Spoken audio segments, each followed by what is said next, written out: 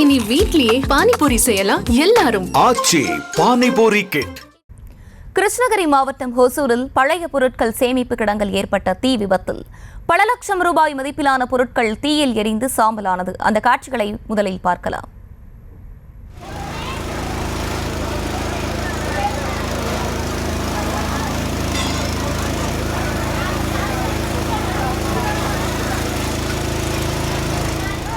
தொடர்ந்து விவரங்களை செய்தியாளர் ஆனந்த் பாபு வழங்கிட கேட்கலாம். ஆனந்த் பாபு, வணக்கம். விவரங்களை வழங்கலாம். வணக்கம் அர்ஷினி. ஒசூர் மாநகராட்சியில் பழைய பொருட்கள் சேமிப்பு கிடங்கில் ஏற்பட்ட தீ விபத்தில் பல லட்சம் ரூபாய் மதிப்பிலான பொருட்கள் தீயில் இருந்து நாசமானது. அதே போல பழைய சேமிப்பு கிடங்குக்கு அருகே நிறுத்தி வைத்திருந்த டெம்போவும் இந்த தீ விபத்தில் தீக்கிரையாகி உள்ளது.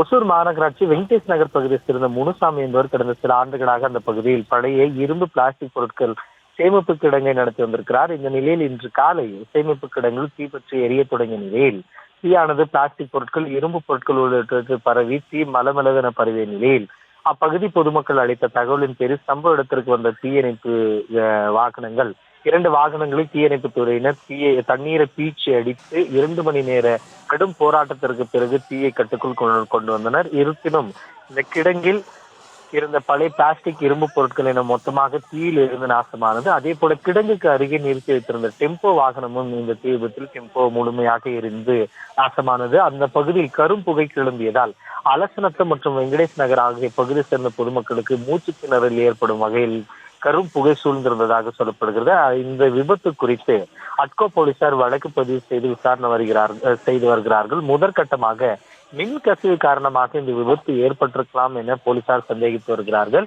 காலை நேரத்தில் ஏற்பட்ட தீ விபத்தில் பழைய பிளாஸ்டிக், இரும்பு பொருட்கள் சேமிப்பு கிடங்கில் பல லட்சம் ரூபாய் பொருட்களான தீயில் இருந்து நாசமானது. விவரங்களை வழங்கியமைக்கு நன்றி ஆனந்த் பாபு. இனி வீட்லயே பானிபூரி செய்யலாம் எல்லாரும். ஆச்சி பானிபூரி கிட்.